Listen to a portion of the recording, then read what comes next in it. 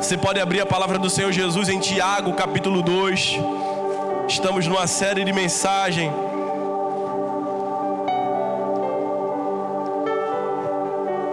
sobre crescimento saudável.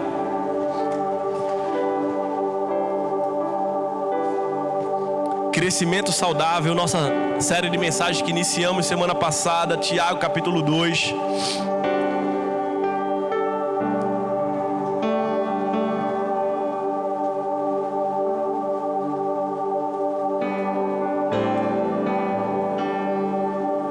Vamos ler a partir do versículo 14, amém? Tiago capítulo 2, a partir do versículo 14.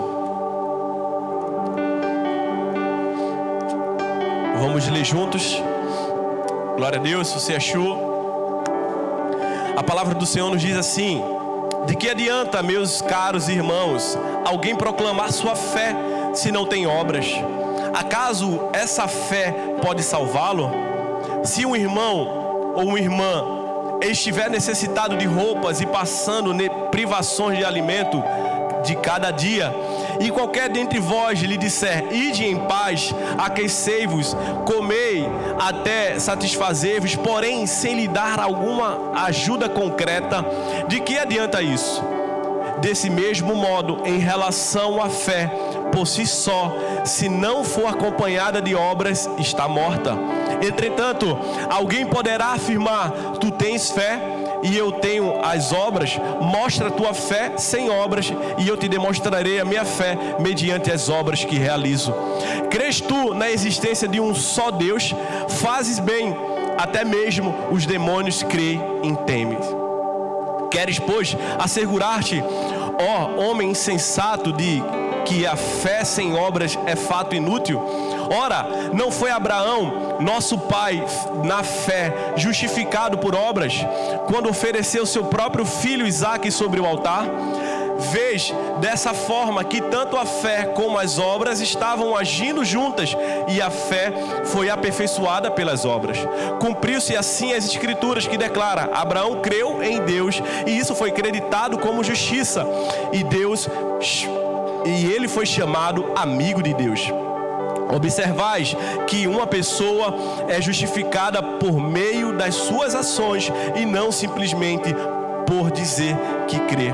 Exemplo semelhante é o de Raabe, a meretriz. Não foi ela aceita por Deus pelas obras quando acolheu os mensageiros de Israel e os conduziu à liberdade por um outro caminho? Portanto, assim como o corpo sem espírito está morto, da mesma forma a fé sem obras está morta. Senhor Jesus Cristo, usa a minha vida para ministrar a tua santa igreja nesse momento. É tudo que eu te peço em nome de Jesus. Amém.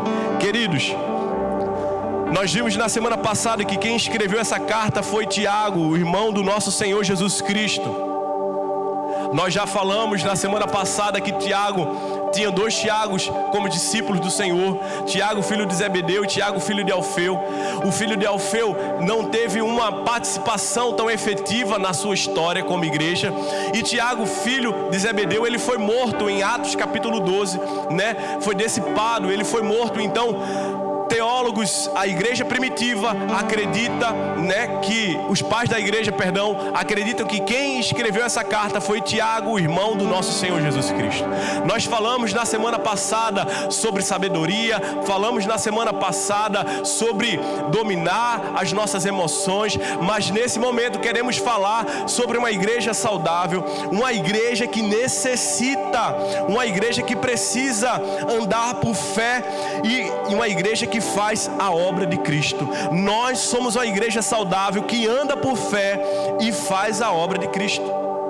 Como pano de fundo, por gentileza, eu quero deixar para você, né, os versículos que nós não lemos, mas eu quero te chamar a tua atenção a você estudar na sua casa. Tiago capítulo 2, ele vem trazer uma clareza muito grande. Ele, nesses 13 primeiros versículos, ele começa a falar de como nós devemos receber as pessoas. Ele diz assim: olha só, se você recebe uma pessoa, um homem bem vestido com os anéis de ouro, e diz assim: olha só, vocês podem sentar aqui nesse lugar, mas chega uma pessoa maltrapilha, com a roupa não tão bonita, mas diz assim: olha só, senta no chão mesmo. Meus irmãos, que tipo de evangelho é esse que nós servimos? E aqui dentro desse público aqui, meu irmão, por me esforçar e desejar conhecer cada um de vocês, das ovelhinhas que Deus nos deu, aqui nós temos pessoas de diversos níveis sociais. Aqui nós temos pessoas que, graças a Deus, são bem-sucedidas, e aqui nós temos pessoas que estão batalhando, iniciando a sua vida, mas eu creio que Deus vai fazer infinitamente mais. Amém ou não amém? Tem aqueles jovens que vão casar esse mês de setembro, e Deus vai abrir as comportas do céu e vai fazer infinitamente mais. Amém, Suíla?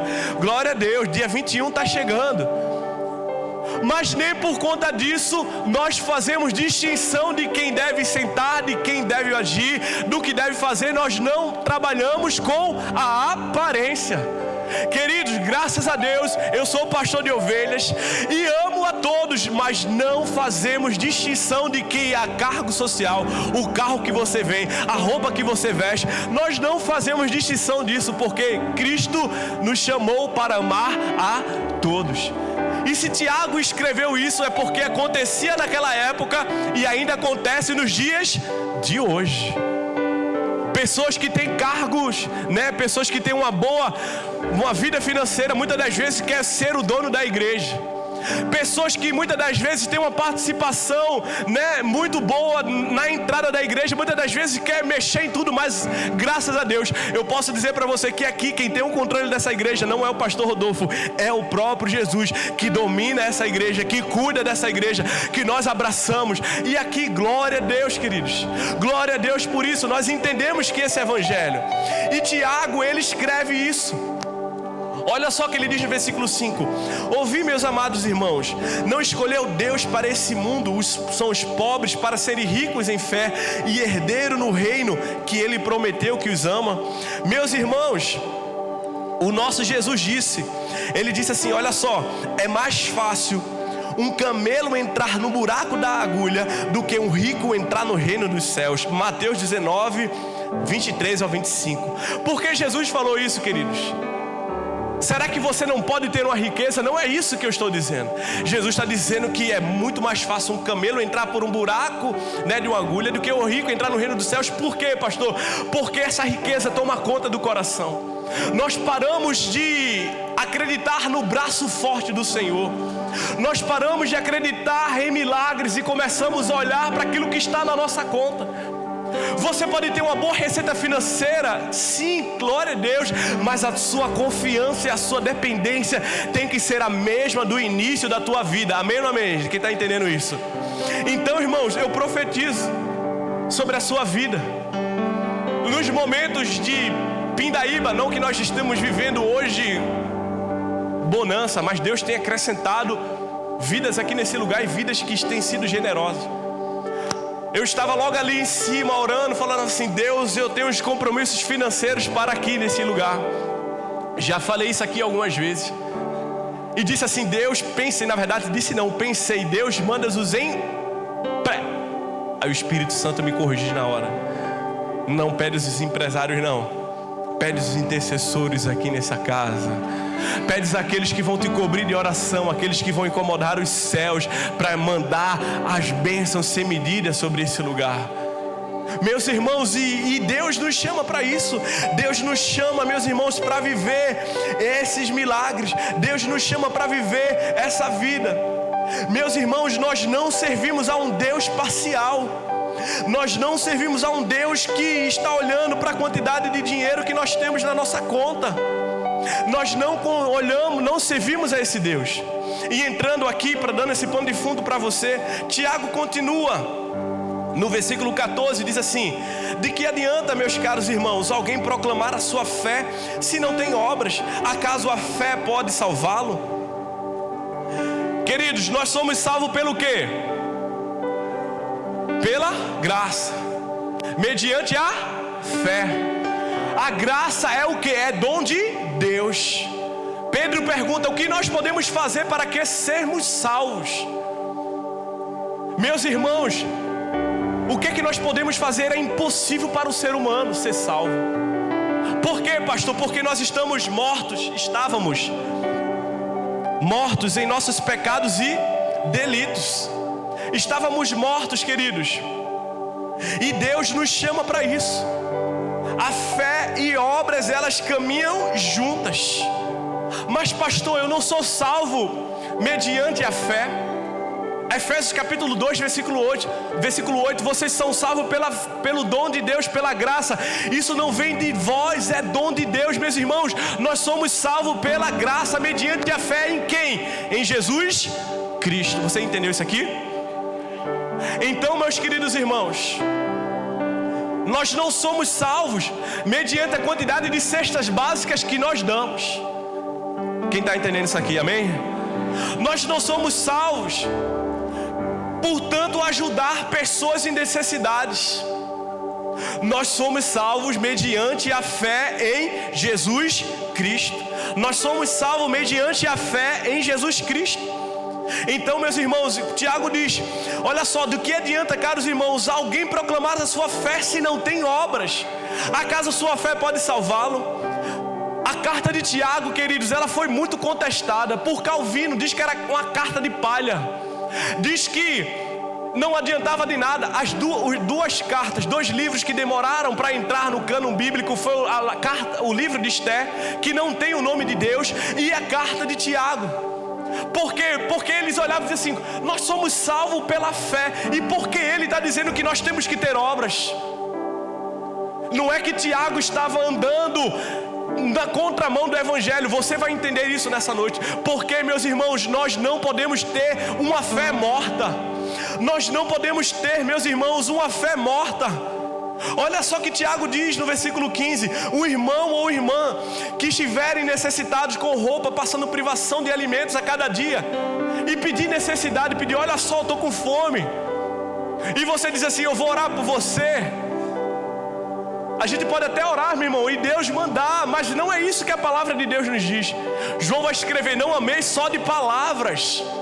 E aqui, graças a Deus, nós temos um bom número de ações sociais que nós estamos tocando nessa sociedade. Amém ou não amém? Entregamos quantas marmitas na sexta-feira? Alguém sabe dizer? Em média de 100 marmitas. Todos os meses entregamos cestas básicas.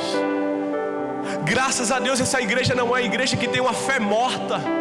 Nós estamos avançando. Eu quero já utilizar aqui o texto bíblico para pedir para você, por favor, coloque isso na tua feira.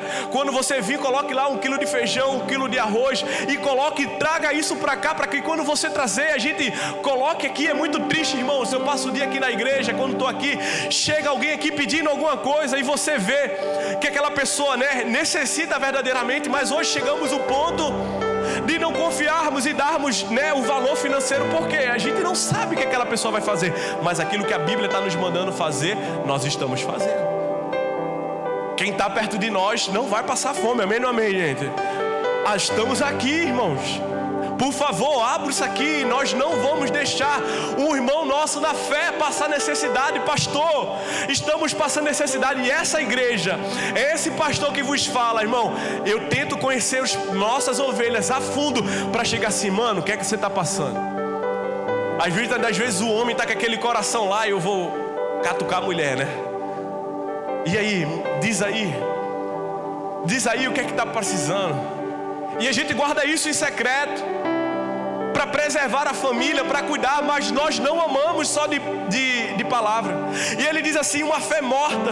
Desse modo, em relação à fé, no versículo 17 está dizendo: por si só não pode ser, se não for acompanhada por obras, está morta. Pastor, me explica aí, no seu ponto de vista, o que é fé, irmão? A fé é a crença que nós temos em Cristo Jesus. A palavra emunar,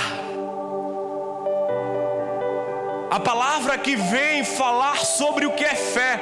Só que o brasileiro, ele coloca a fé em um monte de coisa. Ele coloca a fé na caneta que vai dar sorte para ele fazer a prova. Ele coloca a fé na camisa que deu sorte para ele. Ele é um povo que de muita superstição, ele não passa embaixo da escada no primeiro dia do ano, misericórdia. Ele acredita em um monte de coisa, mas a fé dele não está em Jesus Cristo.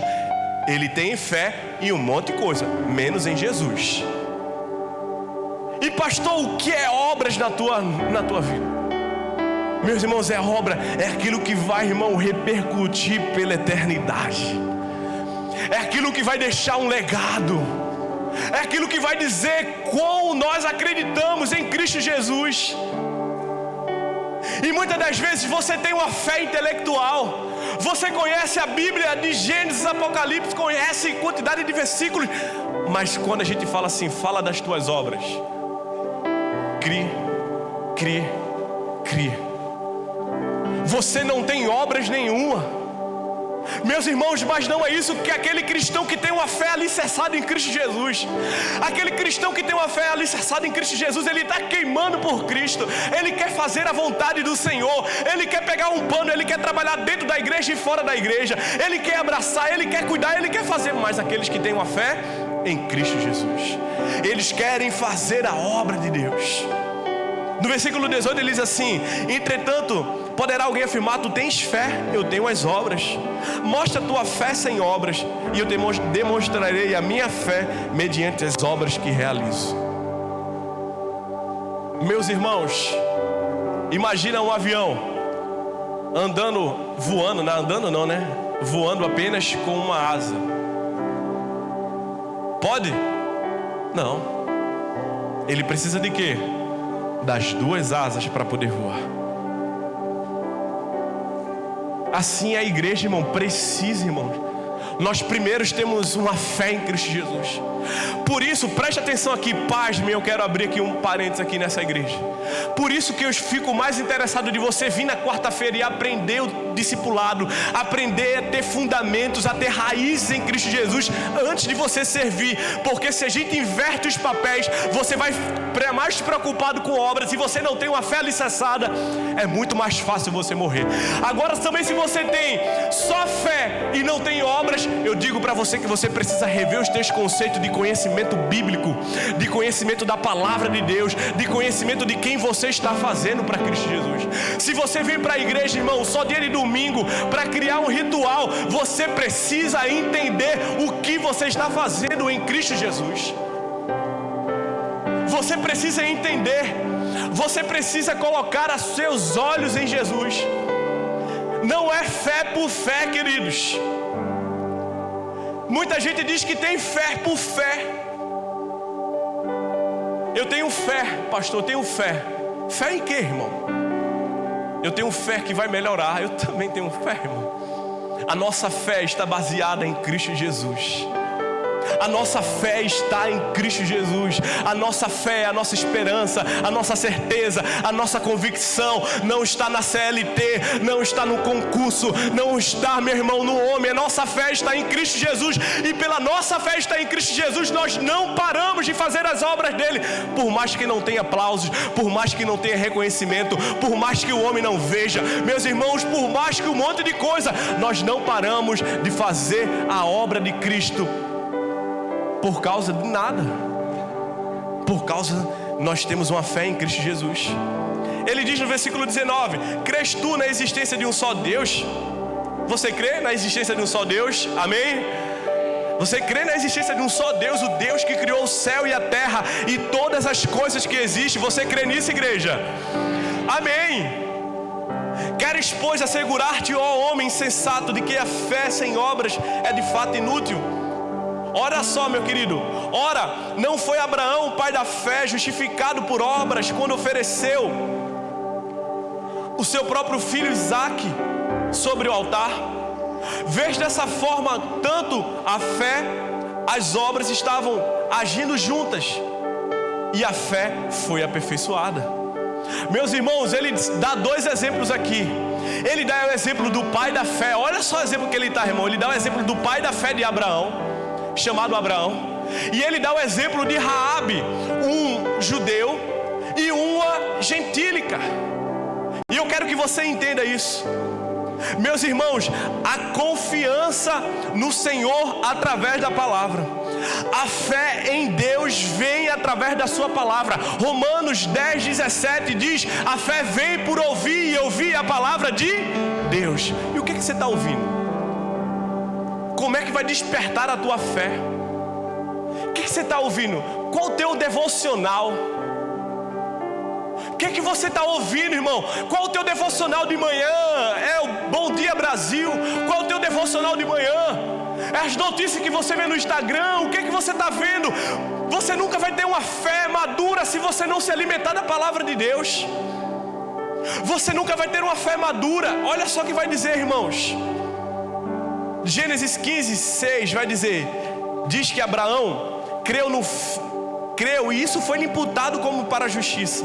Gênesis 22, de 1 ao 19 vai dizer: a obediência de Abraão ao oferecer o seu filho, crendo que Deus poderia ressuscitá-lo. Hebreus 11:19. Estou correndo devido ao horário, queridos. Ele dá o exemplo de Abraão. Meus irmãos, ele dá o exemplo de Abraão. Ele dá o exemplo para que eu e você, meus irmãos, nós possamos confiar em Cristo Jesus. Nós possamos confiar em Cristo Jesus. Nós possamos confiar, meus irmãos, verdadeiramente em Deus. Por quê, queridos? Porque até os demônios creem em Jesus. Os demônios creem e vão embora, batem retirada. Mas a nossa fé não é essa nossa fé que crê em Cristo Jesus e vai embora.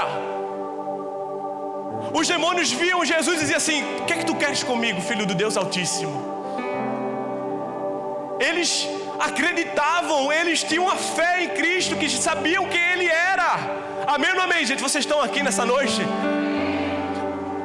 Mas eles não tinham a fé salvadora em Cristo Jesus. Essa é a nossa diferença. Nós cremos que Jesus nos salvou. Nós cremos que Jesus está fazendo algo sobrenatural por mim e por você. Nós cremos nisso, irmãos. Precisamos entender que o Senhor Jesus está conosco. E o outro exemplo que Ele dá, meus irmãos, é o exemplo dessa mulher. Observais, meus irmãos, olha só o exemplo que Ele dá. No versículo 25, Ele diz assim: o exemplo de Raabe, a meretriz, não foi aceita por Deus pelas obras, quando acolheu a mensagem dos mensageiros de Israel. Abra aí por gentileza Josué capítulo 2, versículo 8. Josué capítulo 2, versículo 8.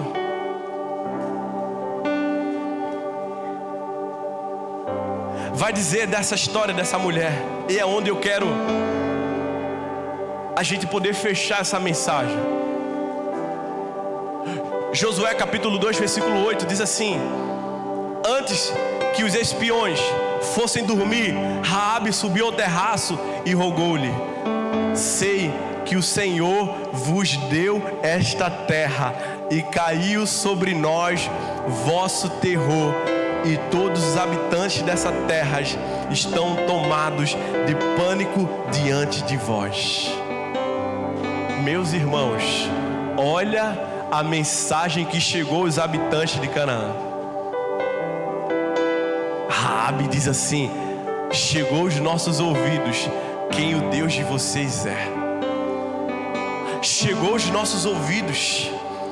Olha só no versículo 10: porque temos ouvido que o Senhor secou as águas do Mar Vermelho diante de vós, quando saístes do Egito, e que fizeste aos 2 reis dos amorreus do outro lado do Jordão, a Seom e a Og, que destruístes completamente.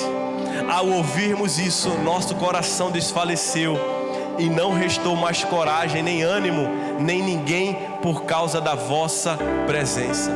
Porquanto o Senhor vosso Deus é Deus de fato, em cima dos mais altos céus e embaixo da terra. Meus irmãos, Raabe acolheu uma prostituta que era do povo de Canaã. Acolheu aqueles espias. Mediante o quê? Mediante ao ouvir, a fé foi gerada no coração de Raabe. A fé foi gerada no coração de Raabe. E quando Deus gera, irmãos, essa fé em nossos corações, não tem como nós não termos obras. Até quando você vai ficar nesse lugar aí? Até quando você vai ficar esperando a tua esposa se movimentar? Até quando você vai ficar esperando o anjo descer no teu quarto e dizer assim: eu vim falar contigo, querido, eu vim falar contigo, querida?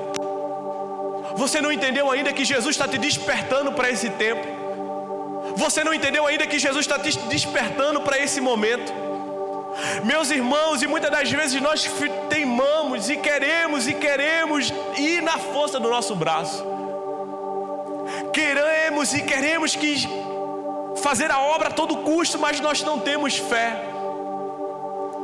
E sabe o que aconteceu, meus irmãos, com essa mulher? Chegou o tempo de Deus aniquilar aquele povo.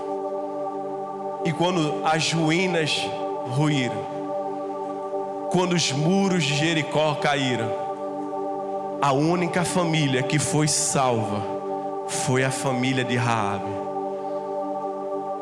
Para mostrar para mim e para você, irmãos, que a fé, ela chega nos lugares mais tenebrosos da nossa vida.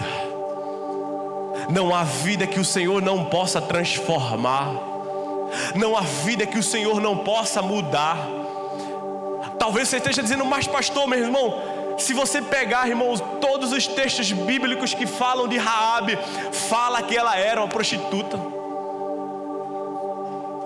Parece ser pesado para nós, né? Mas a Bíblia não esconde os nossos pecados. Os pecados daqueles homens. E eu também acredito que naquele grande dia que Deus abriu o livro, os nossos pecados também serão revelados, meus irmãos, em 4D. Sei lá o que é que vai ser tudo revelado da minha e da sua vida. Mas o vai também está marcado naquele dia que nós abrimos a janela do nosso coração, as portas da nossa vida, e deixamos que essa fé, essa palavra chegue em nós, transforme a nossa vida, e nós passamos a prosperar, nós passamos a avançar mediante as obras, e todos conhecerão esse Deus. Se você abra aí, coloca aí por favor, Mateus capítulo 1, versículo 5.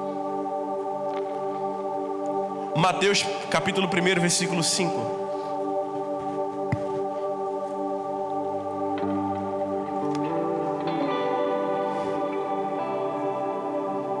Salmão gerou Boaz, cuja mãe foi? Boaz gerou Obed, cuja mãe foi Ruth. Obed gerou Jessé. Sabe o que é isso aí, querida? Fé. Fé. A fé entrou na vida de Raabe. E alguém sabe dizer que é esse texto aí? Genealogia do Cristo Salvador de nossas vidas. O Cristo Salvador de nossas vidas teve o nome, veio de uma genealogia dessa mulher que abriu a porta da sua casa, a fé entrou, ela operou obras. Será que Jesus pode fazer a mesma coisa hoje, gente? Claro que Jesus pode fazer. Mas Tiago diz: me mostra a tua fé que eu mostrarei as minhas obras. Uma fé intelectual, querido, uma fé que só conhece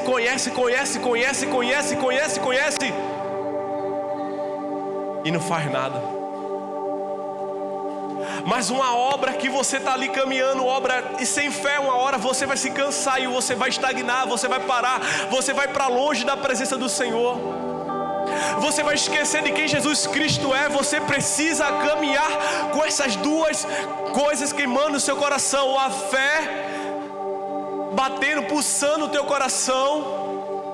E você precisa, meus irmãos, você precisa apresentar obras naquele grande dia. Você necessita, irmãos. Você necessita, você é carente. Se você abrir a parábola dos talentos, o que é que você vai ver, irmãos? Você vai ver pessoas que receberam talentos do Senhor, que receberam a fé, que receberam dons, mas na hora, querido, de multiplicar, de apresentar as obras, foram infiéis com aquilo que um dia receberam, com o chamado, com o propósito. E Deus está despertando essa igreja, uma igreja saudável, é uma igreja que vive por fé, mas que apresenta obras diante de uma sociedade caída, de um povo que necessita, irmãos. Fora, Tiago deu o exemplo de Abraão, o pai da fé, que ele explica que ele recebeu a palavra, considerado amigo de Deus, mas ele foi justificado mediante a fé, mas ele tinha obras. Quando o Senhor Deus disse assim: olha só, Abraão, vai lá e sacrifica o teu filho. Abraão foi lá e teve obras, queridos. E muitas das vezes nós queremos ficar nessa fé intelectual, o qual João Batista disse: não digam que vocês são filhos de Abraão, porque dessas pedras eu posso suscitar filhos de Abraão. Precisamos ter fé em Jesus. Precisamos ter fé em Jesus. Precisamos ter fé que Raabe teve. E para a gente poder finalizar, querido, tem um outro exemplo que Deus me chamou muito o coração, que está em Atos capítulo 10, chamado de um homem chamado Cornélio. Era um homem, irmãos, que era temente a Deus, que ajudava os pobres com esmolas, que estava lá, tirando o bolso, não podia ver uma pessoa, e estava lá abençoando. Estava lá abençoando. Até que, e jejuava, tá? Cornélio jejuava, irmão, era mais crente do que muito crente da igreja primitiva. E tem quantos Cornélios, meus irmãos, que estão na força do braço, mas nunca ouviram a mensagem de arrependimento, dizendo: Cornélio, você ainda não entendeu nada, meu filho, você precisa se arrepender. E meus irmãos, eu acredito, tem muitas perguntas teológicas. Pastor, aquele índiozinho que estava lá, não sei onde, aquele povo não alcançado. Meus irmãos, Deus mandou um anjo para Cornélio, mas o anjo não tinha aquilo que nós temos. O que o anjo não tinha que nós temos, pastor? A mensagem da cruz que muda a vida de homens que entenderam que não é apenas por obras, precisam acreditar no Jesus Cristo ressurreto. Pedro vai dizer que os anjos queriam anunciar essa palavra, mas Cristo disse: é da minha igreja. Esse privilégio de anunciar o evangelho, a palavra da salvação, não é para anjo nenhum, não, é da minha igreja. E Deus nos confiou essa palavra, querido. E chega lá Pedrão com a mesma mensagem de Atos 2. Chega lá, irmãos, Cornélio oferece um banquete, chega lá se ajoelhando diante de Pedro, e Pedro diz: não se ajoelha não, eu sou homem como você. E Pedro começa a abrir a boca, irmão. Sabe o que acontece naquele lugar? Todos foram cheios do Espírito Santo de Deus.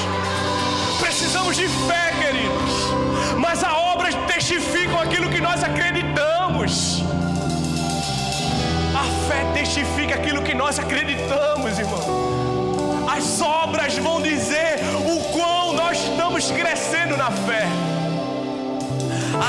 As obras amadurecem a nossa fé. O Atos capítulo 10, versículo diz assim: esse homem era piedoso e temente a Deus, assim como toda a sua família. Ele era generoso em ajudas financeiras, que Cornélio era desprendido de toda avareza e buscava continuamente em oração. Olha só, certo dia, por volta de 3 horas da tarde, ele recebeu uma visão de forma clara e viu um anjo de Deus que, se aproximando dele, chamou pelo nome: Cornélio. E Deus estava lá falando com Pedro, que estava lá na casa desse irmão curtidor. Uma igreja saudável, querido, precisa crescer na fé e executar as obras. Até quando você vai ficar assim, queridos? Isso não é comigo, é com o pastor. Isso aí não é para mim. é para o voluntário. Até quando você vai ficar esperando? Até quando você vai ficar esperando? Até quando você vai ficar brincando, irmão, de cristianismo? Até quando você vai ficar, irmãos? Até quando? Até quando? Sabe o que Deus faz, irmão? Aquilo que não quer fazer, Deus coloca outro. Quem não quer fazer, Deus coloca outro. Deus levanta os improváveis. Ah, Saúl, tu não quer não andar na minha colocação. Não, tem alguém aqui, ó, segundo o meu coração, segundo aquele que está disponível. Ele quer fazer aquilo que ninguém quer fazer. Ele está disponível para trabalhar no ministério infantil. Ele está disponível para limpar a igreja. Ele está disponível para tocar. Ele está disponível para orar. Ele está disponível para evangelizar. Ele está disponível para falar. Meus irmãos, há tempo e é fora de tempo. Há tempo e é fora de tempo. Nós estamos disponíveis para a obra do Senhor. Eu quero só ver quando Jesus voltar. Você vai ficar lá. Agora não tenho tempo. Até quando você vai falar? Quando Jesus voltar, eu quero só ver você olhar nos olhos dele e dizer: Senhor, eu não tinha tempo. E ele dizer assim: afasta-te de mim que eu não te conheço. Irmão, o evangelho é isso. Vamos parar de massagear o céu. Aqui é o ego. Estamos aqui, irmão, como quem sonha, recebendo pedrada de todo que é lado. O pastor está fazendo isso, o pastor está fazendo isso. E quanto mais as pessoas falam, Jesus manda. Quanto mais as pessoas falam, Jesus abre a porta. Quanto mais Jesus fala, ele manda do lado de fora e manda para cá. Quanto mais o povo não quer fazer, ele manda, ele manda, ele manda. E meu irmão, se você não se levantar, Jesus vai mandar do céu. Ele vai mandar de qualquer outra coisa, mas ele vai mandar para cumprir o propósito que ele tem para esse lugar, para mim e para a sua vida. Ele vai tirar sono de homens que têm condições. Ele vai tirar sono. Meus irmãos, eu creio, irmãos, diante de Jesus Cristo, que Deus vai mandar os recursos necessários para fazer a obra de Cristo. Vai mandar, irmão. Eu me preocupo de besta que eu sou.